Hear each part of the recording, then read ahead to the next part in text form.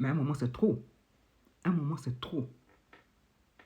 On s'est dit que ces équipes africaines, elles vont juste pour compléter l'effectif des équipes qualifiées pour la Coupe du Monde. Il n'y a aucune promesse à l'égard, disons, de la part de ces équipes africaines.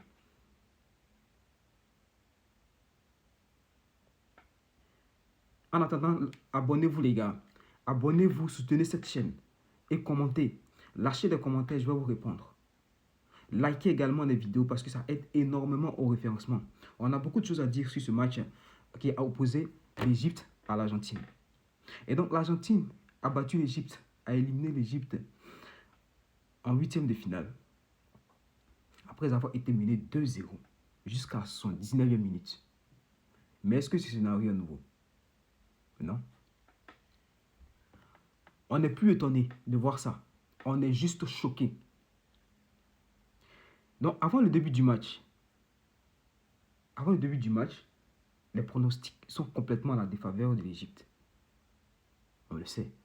C'est quand même l'Égypte face à l'Argentine, le tenant en titre actuellement de la Coupe du Monde. Les pronostics, quand on voit les pronostics, c'est 3-0, 2-0, 3-0, 2-0. Tellement l'Argentine est supérieure à l'Égypte sur la feuille de match. Et dès le début de la rencontre, ça se confirme. Les deux équipes procèdent en attaque-défense. Ce sont les Argentins qui ont le ballon et les Égyptiens qui forment un bloc bas et qui profitent des contre-attaques des espaces laissés par les Argentins. Et ça va payer très tôt, à la 14e minute, par un centre venu de la droite. C'est Ibrahim Yasser qui tête le ballon, qui loge le ballon, prenant le ballon d'où il vient, ce qui est conseillé déjà dans les équipes, dans l'information de foot. Il reprend le ballon d'où il vient et il loge le ballon dans le côté droit de la cage d'Emiliano Martinez, qui est battu et qui ne peut plus rien faire. Les Égyptiens jettent le froid sur les ardeurs des Argentins. 1-0 pour l'Égypte. Mais à ce moment-là, on n'est pas surpris, on n'est pas tellement choqué, parce que l'Égypte a quand même de l'armada pour pouvoir quand même être capable d'inscrire un but face à l'Argentine. Mais le fait que ce soit l'Égypte qui ouvre le score, c'est quand même encourageant, mais on ne s'emballe pas tout de suite. Parce que concernant la qualification, même quand l'Égypte mène 1-0 face à l'Argentine, on est encore capable de miser sur la qualification de l'Argentine. Et on l'a vu avec les scénarios passés des équipes africaines qui nous ont livré ce genre de scénario où elles ont mené jusqu'à un certain moment du match et ont complètement déjoué. On connaît la force de caractère des Argentins. Les minutes qui ont suivi, quelques instants après, c'est Tagliafico qui est fauché dans la surface de réparation et penalty pour l'Argentine. On s'est dit, bah voilà. Voilà. Lionel Messi s'empare du ballon. Le stade, silence total. On s'attend à un chef-d'œuvre. Une panenka et tout. Mais non, il frappe sur le côté gauche du gardien. Une frappe puissante, hein. Mais le gardien égyptien qui anticipe glorieusement et qui repousse le ballon vers le poteau de corner. 1-0 toujours pour les Égyptiens. Au début de la seconde période, on repart sur le même système. Attaque-défense. Mais les Égyptiens ne respirent plus. Les Argentins ont complètement monopolisé le ballon. Ils ont littéralement confisqué le ballon. Les Égyptiens, eux, restent derrière en bloc bas. Ils mènent 1-0. Ça leur intéresse quand même ce système-là. Parce qu'ils ne peuvent pas lutter en termes de qualité technique avec les Égyptiens. Donc, ils veulent procéder en contre-attaque. Et ça paye. Mohamed Salah, il crée une ouverture. Il glisse le ballon à Zico, qui ajuste Martinez et 2-0. À ce moment, on dit, tiens, ça devient intéressant. 2-0 pour l'Égypte face à l'Argentine. On regarde le match, c'est toujours le même système. L'Argentine qui a le ballon, mais qui ne fait pas grand-chose. Parce que l'Égypte semble avoir de la baraka quand même. On l'a vu avec le coup franc de Lionel Messi. Une courbe magistrale, mais qui va heurter le poteau. Également, l'occasion manquée par Julian Alvarez, qui, à mon sens, ça est normalement un but.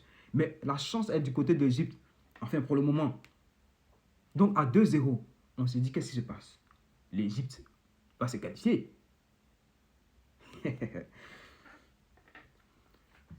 À la 115e minute, l'Égypte mène toujours 2-0. Je me dis, tiens, écoute, je vais me faire rapidement, me faire cuire un œuf là. Hein? Je vais me faire rapidement des omelettes et me faire mon dîner. Je me lève, je pars à la cuisine. La cuisine prend plus de temps que prévu. Je reviens à la 81, hein, à la 85e minute. Je regarde le tableau d'affichage 2-2. Mais comment ça 2-2? Je me levais tout de suite, c'était 2-0. Comment ça, c'est 2-2? Ne vous inquiétez pas, j'ai vu le but. Tout a commencé à son 19e minute.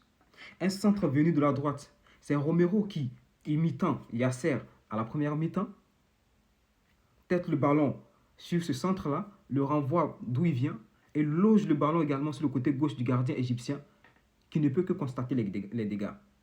Il ne peut pas réagir sur cette occasion-là. 1-2. À la 83e minute, sur une remise dans la surface par Gonzalo Montiel, c'est Messi qui contrôle le ballon, qui pivote dans un petit espace, frappe du gauche et ajuste le gardien égyptien qui dévie la balle sur la transversale, mais qui finit quand même dans le but et ça finit 2-2. À ce moment, on s'est dit, mais jusqu'à quand ces équipes africaines vont nous pondre ce genre de scénario? On est choqués, mais on n'est pas au bout de notre surprise. 7 minutes de temps additionnel.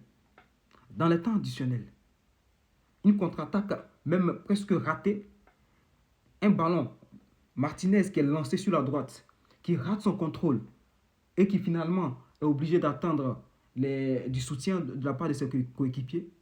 Regarde dans la surface de réparation. Il voit qu'il y a Enzo Fernandez qui est quand même marqué par un défenseur égyptien. Et qu'est-ce qu'il fait? Il se sert d'un centre. Je ne connais pas la réputation de Martinez en tant que grand centreur. Généralement, c'est lui qui reçoit les centres et les marques. Mais cette fois-ci, il prend la chaussure de David Beckham. Il nous fait une courbe là qui vient directement se loger sur la tête de son milieu de terrain, Emiliano, comment il s'appelle là déjà, Enzo Fernandez, et qui reprend encore le ballon d'où il vient. En fait, ce match-là, c'était les matchs d'où il vient. Qui reprend le ballon coup de tête d'où il vient et loge le ballon encore sur le côté gauche du gardien, qui cette fois-ci est complètement à genoux et regarde le ballon rentrer dans ses filets et il ne peut que constater les dégâts. 3-2. À ce moment-là, dans la tête des Égyptiens, qu'est-ce qui se passe? Ils sont abattus. Vous avez mené 2-0 et vous finissez par vous faire remonter 3-2 dans les dernières minutes de temps additionnel. Mais c'est fini. L'Argentine se qualifie. Qu'est-ce qu'on retient de ce match? On retient de ce match la qualification de l'Argentine. Félicitations. Mais aussi, on retient que l'Argentine a l'ADN du champion. Ils ont l'ADN du champion. Parce que ce genre de scénario, si on veut blâmer l'Égypte, il ne faut tout de même pas oublier de féliciter l'Argentine pour sa résilience et qui n'a pas abandonné, qui a su rugir et renverser la vapeur. Mais attention, j'ai quand même un avertissement pour l'Argentine. Il faut se méfier lorsque chaque fois l'équipe se fait mener et parvient à remonter. C'était déjà le cas. Ils nous ont servi un scénario vraiment époustouflant et même effrayant face au Cap-Vert.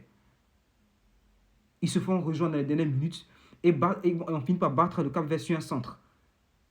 Et cette fois-ci, ils se font mener 2-0. Attention les Argentins, ça ne marche pas à tous les coups de se faire mener 2-0 et de remonter. Il faudra revoir la défense. Du côté égyptien, voilà. L'Égypte confirme que les équipes africaines ne sont pas crédibles en Coupe du Monde. Abonnez-vous les gars, car il y a encore beaucoup à voir à cette Coupe du Monde. Likez et lâchez des commentaires, je vous répondrai.